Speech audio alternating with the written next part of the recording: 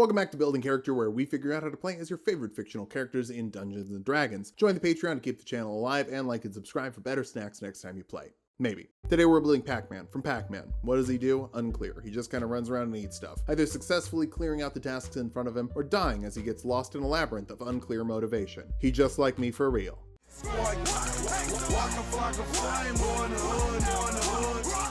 Let's start off with our goals for this build. First, moving. Pac-Man does that. Let's do that. 2, eating. Pac-Man does that too. Let's do that too. Finally, eating ghosts. That's weirder. Yeah, okay, we have to eat ghosts. That's the build. We're gonna eat ghosts. For stats, we'll be using the standard point array from the player's handbook. Roll for stats if you want. Just keep your multi-classing minimums in mind. Dexterity will be number 1. Hand-eye coordination is so important. When after existing for 10 years, you're now in a game where you have hands. Wisdom next. All you do is run around mazes, not getting lost. It helps to have some perspective, specifically a top-down perspective. Constitution next, that's actually going to help us with the chomp right away. Strength after that, we don't need it. We just kinda need other stuff less. Charisma at 10, you're the mascot for Namco, but Namco isn't making consoles and kinda replaced you with Solaire or Mr. Tekken, so I don't think you're very good at it. We'll dump intelligence. You don't have to understand ghosts or necromancy, you just have to eat it. I don't know what a Twinkie is, I just bite and swallow. Pac-Man is a freakish yellow monster whose face and torso are the same thing. That yellow color says to me, jaundice. So we'll go Dampier. It's really just because they have a bite attack that deals a d4 of piercing damage and uses your constitution modifier instead of your strength. When you bite a creature that isn't a construct or undead, you can add that damage you deal to your next ability check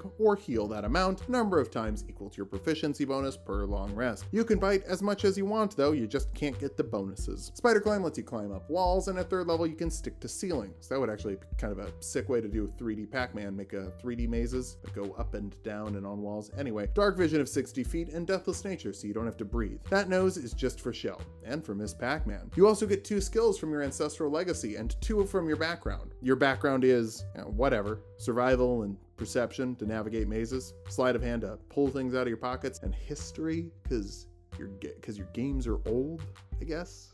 We'll kick things off as a monk for 2 skills from the monk list, like athletics and acrobatics. Just a little bit of nimbleness for when you're settling things in Smash. Martial arts lets you use your monk weapons, any simple melee weapon you're proficient with, and it uses your dexterity modifier. Your bite falls into this category. It also deals a d4 now, which it already did, but now unarmed attacks do as well. When you make a monk weapon attack or unarmed attack as an action, you can make an unarmed attack as a bonus action, which weirdly your bite is not an unarmed attack. It can only be a monk weapon. So weird. Unarmored defense makes your AC 10 plus your dexterity and wisdom modifier when you're not wearing armor. Pac-Man doesn't wear armor. He doesn't even wear pants. Just boots. Maybe oven mitts, depending on the skin. 2nd level monks get key points they can use to do cool waka waka stuff. Step of the Wind lets you dash or disengage as a bonus action and doubles your jump distance for the round. You can't fight ghosts yet, so if you see one around the corner, just about face and book it. And double your jump distance with spontaneous trampolines. Patient defense lets you dodge as a bonus action, and Flurry of Blows lets you make 2 unarmed attacks instead of 1 with your bonus action. That's a little combo to keep Sephiroth on his toes. You also get unarmored movement, making you faster when you're not wearing armor. Pretty important to be good at moving when all you do is move. 3rd level monks can choose a monastic tradition. Kensei weirdly ends up being the best to eat ghosts. Thought about Mercy, but that adds necrotic damage to attacks and ghosts are immune. So Kensei can pick a melee weapon and a ranged weapon to be Kensei weapons. For your melee weapon, choose your bite. For your range, choose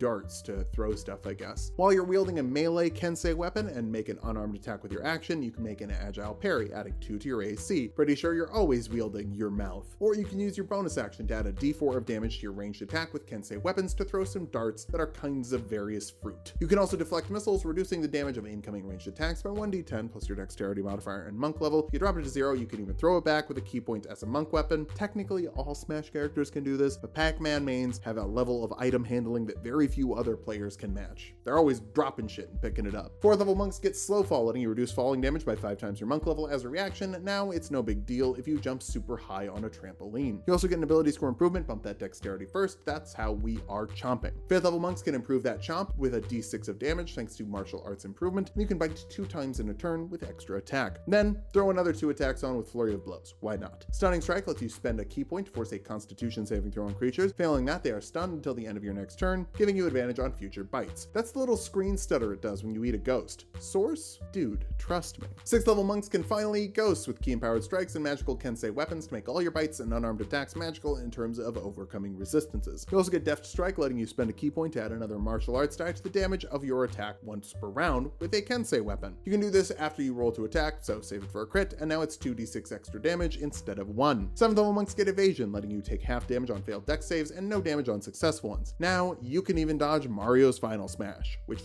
everyone can. It's terrible. You also get Stillness of Mind, letting you remove the effects of frightening or charming as an action on your turn. Pack ain't afraid of no ghosts. That's a double negative, so Pack is afraid of some ghosts, but he doesn't have to be if he uses Stillness of Mind. 8th level monks get an ability score improvement, cap off the dexterity for the best bites. 9th level monks get unarmored movement improvement, letting you move up walls and over water when you're not wearing armor. Basically, Pac-Man can get next to the stage, he doesn't die. This little dude is absurdly mobile. 10th level monks get purity of body, making you immune to poison and disease. Remember kids, if you eat enough fruits, you can also eat the undead. 11th level Kensei monks get to sharpen the blade, letting you spend between 1 and 3 key points to add +1 to the attack and damage rolls of your Kensei weapon relative to the key points you spend. Pair that with a d8 monk damage die, and now we sure do be chomping. 12th level monks get another ability score improvement or feat. Let's go for Charger. That lets you make an attack as a bonus action after you dash with your action if you move at least 10 feet in a straight line. Following that, your attack deals an extra 5 damage, or if you shove, it's 10 feet instead of 5. But just bite someone with a wind-up. 13th level monks get Tongue of the Sun and Moon, letting you communicate to all creatures that speak at least one language. Waka waka waka is understood by all. It's an eldritch tongue that permeates the mind and causes it to perceive, even if it wishes not to. 14th level monks get Diamond Soul, making you proficient with all saving throws. It's such a ridiculously good ability and so perfect for Pac-Man, who may die, but can never be destroyed in a way that lasts. 15th level monks get Timeless Body, stopping you from aging so you can maintain the same design you've had since the 1980s. 16th level monks get another ability score improvement or feat. Will go with Fey Touched. That lets you cast Misty Step once per long rest for free to just kind of blink 30 feet away. More importantly though, it lets you learn first level divination or enchantment spells like Hunter's Mark. That'll add a d6 of damage to the attacks you make against a creature for up to an hour and give you advantage on checks to track them. That applies to all of your weapon attacks, which includes attacks without weapons like unarmed attacks. More importantly though, it applies to your bite. Big bite. 17th level Kensei monks get Unerring Accuracy, letting you reroll 1 failed attack roll per round. You've got 4 attacks, that's 4 times you could miss, or 4 attempts to fix it. Your monk die also bumps up to a d10. 18th level monks get Empty Body, letting you spend 4 key points to deny the bounds of your physical limitations, become invisible, and resist all but force damage. You can spend up to 8 key points to cast Astral Projection on yourself. Fun fact, this is where the game of Pac-Man starts, as every maze is a representation of the astral plane. 19th level monks get our last ability score improvement, bump your wisdom for a bit more AC and better navigation. Our capstone is the 20th level of monk. You said to keep your multi-classing minimums in mind. Grow up. We get Perfect Self, giving you 4 key points when you roll initiative if you don't have any left. It's kind of weak, but you can use it on Empty Body in every fight, and that's actually pretty good. Personally, I just buff it by removing the restriction that you have to be out of key points to get this. Anyway, never die and bite stuff. Now that we've hit level 20, let's figure out how viable this build is. First, you can bite anything and everything, which is pretty consistent. Second, you can move really fast, dash faster, and go up walls if you have to. Hell, if you need to get extra planar, you can get that movement. That's technically a movement ability. Finally, you're pretty hard to hit, with around 20 AC if you use Agile Parry, saving throws ranging from +5 to +11, and the ability to resist all but one type of damage. For weaknesses, you're kind of dumb, with low intelligence making you a target for Feeble Mind. You also can't talk good. Sure, you can communicate, but that's not the same as persuading or intimidating. Finally, Capstone Monk bad. Just multi over to Cleric for some cantrips, Rogue for expertise, or Fighter for a fighting style. We just didn't need any of those for this build. Overall, this is a meme build, but it's pretty efficient because it really is just a monk, and monk is pretty good, despite what some people say. Bite stuff, eat ghosts, and move. Maybe just add a little bit more to the character's story, otherwise you could start to feel a little retro. Thanks for watching. If you liked the video, join the Patreon to keep the channel alive. Subscribe if you want. I'm sure we'll do more videos eventually, and sub to Tulok and Mango for more Tulok fun.